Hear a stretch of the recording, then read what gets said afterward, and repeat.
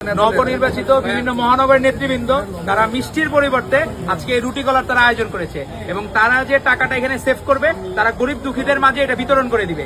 এখানেও আমরা এই কলা রুটি আবার এখানে যারা আছে রিকশালা ভাইয়েরা পাশে যারা আছে এদের মাঝে বিতরণ করবে। তো আমরা জাস্ট এখানে সূচনা করে দিলাম, কারণ ভালো চর্চার সাথে আমাদের নেতা Tarique Rahman simplicity is the best, ওই নীতিতে বিশ্বাসী। তো আমরা চাই যে সিম্পল যা যা করা আমাদের আমরা সেগুলোর মধ্যে সীমাবদ্ধ থাকবো, কোনো যাতে বিলাসিতা না থাকে। আপনি দেখেন যে এখানে বৃষ্টির মধ্যেও তারা এইটা নিজেরা একজনে যে মিষ্টি মুখ করতেছে না, সেই দুঃসময়ে যারা রুটি কলা খেয়েছে আজকে সেই রুটি কলা দিয়ে তারা আবার সেই দিনগুলো মনে রেখেছে। তো এই জন্য তাদের প্রতি কৃতজ্ঞতা এবং আশা করব যে তারা এই ধারাবাহিকতা অব্যাহত রাখবে।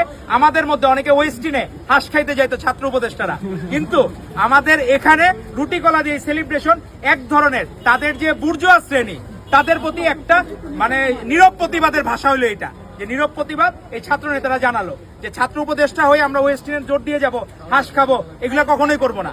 আমরা নিজেরা চাবো যে এই রুটি কলার মধ্যে আমাদের নেতা তারেক রহমান যা শিখিয়েছেন, আমাদের শহীদ রাষ্ট্রপতি জিয়া রহমান বীরুত্তম কখনো 2টার বেশি তরকারি দিয়ে উনি কোনো খাবার খাইতেন না। তো তারই ধারাবাহিকতায় আজকে এই রুটি কলা যে আমাদের একটা সিম্পল যে উদযাপনের, এটা একটা সেলিব্রেশনের মাধ্যম, আর কিছুই না। তো তারা যারা নির্বাচিত হয়েছেন তাদেরকে ধন্যবাদ জানাবো।